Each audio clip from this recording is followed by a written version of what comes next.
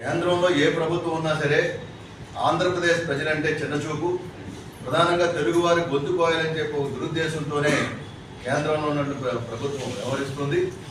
Visakhapatnam steel plant అనేది పోరాటాలు త్యాగాల ఫలితంగా ఆవిర్భవించింది. ఎంతోమంది రైతులు తమ ఇంటి భూములు ఒక ధారాదత్తం చేయడం వల్ల ఈ కర్మాగారం ఆవిర్భవించింది. ఈ కర్మాగారానికి 5,000 కోట్ల రూపాయలు పెట్టుబడి పెడితే సుమారు 55,000 కోట్ల రూపాయలు వివిధ పన్నుల రూపంలో చెల్లించడం జరిగింది ఈ కర్మాగారం ద్వారా. అదే ప్రైవేట్ కంపెనీలు, పెట్టుబడిదారులు ప్రభుత్వాల దగ్గర డబ్బులు తీసుకొని, బ్యాంకుల డబ్బులు తీసుకొని వాటన్నిటిని మాఫీ చేసుకొని వారి వ్యాపారాలు కొనసాగించుకుంటున్నారు. ఇది ప్రభుత్వ రంగంలో ఉండడం వల్ల మొత్తం డివిడెండ్లు కూడా చట్టపరంగా కట్టి, ట్యాక్సులు కట్టి, రిజర్వేషన్ పాలసీలను ఇంప్లిమెంట్ చేసి ఈ భారతదేశంలోనే ఒక మణిహారంలాగా ఒక పెద్ద కర్మాగారంగా తీసుకొచ్చి ఎంతో లక్షలాది మంది ప్రజానికానికి ఆశ్రయించినటువంటి కర్మాగారం. దీన్ని పూర్తిగా నిర్వీర్యం చేయాలని కేంద్ర ప్రభుత్వం ఆలోచిస్తున్నప్పుడు విశాఖ ఉక్కు పరిరక్షణ పోరాట కమిటీ ఆధ్వర్యంలో రాజకీయ పార్టీని ఒక వేదిక మీద తీసుకొచ్చి, ఒక దాటి మీద తీసుకొచ్చి దీన్ని ప్రైవేట్ పరం కార్యం కూడా కాపాడుకున్నాం.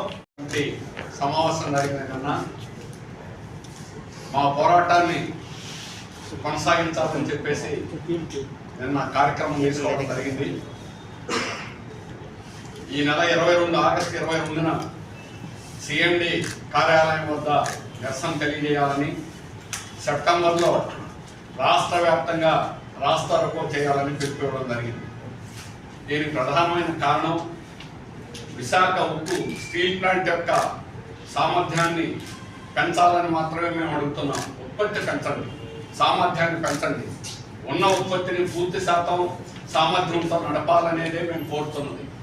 కానీ ఈరోజు యాజమాన్యం చేస్తున్నది, స్టీల్ శాఖ మంత్రి వచ్చి నెల రోజులు అయిన తర్వాత కూడా, ఈ నెల రోజుల కాలంలో కూడా స్టీల్ మంత్రి వచ్చి మొట్టమొదటిసారి 3.5 ఏళ్లలో ఫస్ట్ టైం మంత్రి వచ్చి లోపల పర్యటించి there will be no privatization of Vizag steel plant private చేయమని చెప్పారు. కానీ ఈరోజు కేంద్ర ప్రభుత్వం కానీ అట్లాగే ఇక్కడ ఉన్న సిఎండి గారిని చేస్తున్న పని ఏంటంటే ఉత్పత్తిని పూర్తిగా తగ్గించడం, సామర్థ్యాన్ని తగ్గించడం. ఇది స్టీల్ ప్లాంట్ గత సంవత్సరాల రకంగా చేయడం వల్లనే 4,000 కోట్ల నష్టం. దేశంలో అన్ని స్టీల్ ప్లాంట్ లాభాలు వచ్చాయి, మాకు నష్టానికి రావడం కావాలని ఉత్పత్తి తగ్గించడం. ఈ విశాఖ స్టీల్ ప్లాంట్కి 120% ఉత్పత్తి చేసేటువంటి శక్తి ఉంది, సామర్థ్యం ఉంది. గతంలో చేశాం. లాస్ట్ ఫైనాన్స్ 110% పైగా చేసింది. టీపీపీ 120% చేసింది. మంత్రికి చెప్పాము ఈ విషయాలన్నీ కూడా. కానీ తర్వాత కూడా ఈ రోజు కూడా ఉత్పత్తి తగ్గించి దీన్ని బలహీనం చేయాలని చెప్పి చూస్తారు. రెండోది ఉన్న హక్కులను తొలగించడం.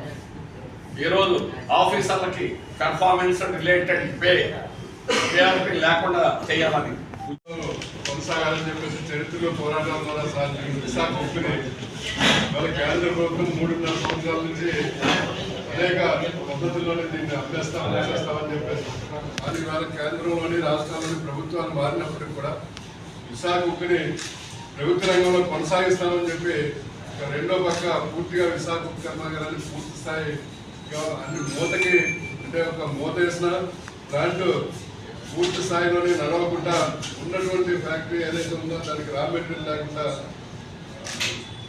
ప్లాంట్లో ఉత్పత్తి గుర్తుపరిచే విధానాలన్నీ గత నెల రోజుల నుంచి కూడా కేంద్ర మంత్రి గారు వచ్చి విశాఖ ఉక్కుకి ప్రభుత్వ రంగంలో ఉంచుతాం, దీన్ని కావాల్సిన రా మెటీరియల్, దీనికి కావాల్సినటువంటి సస్టైనబిలిటీ అంతా చేస్తామని చెప్పినప్పుడు కూడా ఒక ప్రత్యామ్నాయంగా గత వారం రోజుల నుంచి కూడా ప్రకటన, అప్పుడే 2 నెలల కాలం అయింది.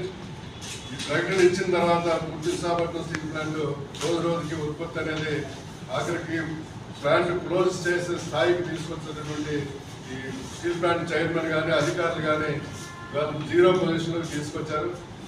ఒక పక్క స్టీల్ కార్మిక వర్గం మీద ఉన్నటువంటి ఆర్థిక అంశాలన్నీ పెట్టి వాళ్ళ పూర్తిగా విశాఖపట్నం స్టీల్ ప్లాంట్ని నిరాశగా కొత్త ఫ్యాక్టరీని వాళ్ళ మొత్తకి సరిపడే యంత్రాంగం అంతా చేస్తాం. దీన్ని పరిరక్షణ పోరాట కమిటీ పూర్తిగా వ్యతిరేకిస్తున్నాం.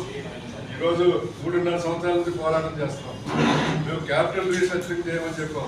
8,600 కోట్లు ఏదైతే ప్లాంట్ కట్టడం నిర్మాణానికి ఇచ్చారో దాన్ని పూర్తి స్థాయిలో 8,600 కోట్లు క్యాపిటల్ రీస్ట్రక్చరింగ్ చేయండి, దీనికి వనరులు కేటాయించాలని చెప్పి అది చేయకుండా ఇవాళ ఉన్నటువంటి పరిస్థితిని అంచనా వేస్తుంటే వాళ్ళు ప్రైవేటీకరణ చేయవలో పక్కన చెప్పి మూసినా ఇవాళ స్టీల్ ప్లాంట్ అనేది మూతపడితే మళ్ళా 10,000 కోట్ల రూపాయలు ఖర్చు పెట్టారు, కానీ రివ్యాంపింగ్ జరగదన్నమాట.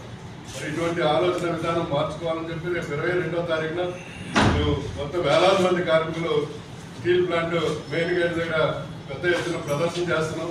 అలాగే వచ్చే నెల రాష్ట్ర వ్యాప్తంగా రాష్ట్ర రంగంలో ధర్నాలు కూడా చేసి విశాఖ ఉక్కు కర్మాగారాన్ని ప్రభుత్వ రంగంలో వెంటనే రాష్ట్ర ముఖ్యమంత్రి గారు కలగజేసుకోవాలి. కలగజేసుకోకపోతే ఇవాళ విశాఖ ఇంత పెద్ద పరిశ్రమలను మీరు మూతేస్తే ఇవాళ రాష్ట్రానికి ఉన్నటువంటి నష్టం ఉత్తరాంధ్రకి పూర్తిగా లక్షలాది మందికి ఉపాధి పోయే పరిస్థితి ఉంది. ఈ పరిస్థితిని కేంద్ర ప్రభుత్వంతోనే పోరాడాలని చెప్పేసి రాష్ట్ర ముఖ్యమంత్రి గారిని కూడా మేము డిమాండ్ చేస్తున్నాం.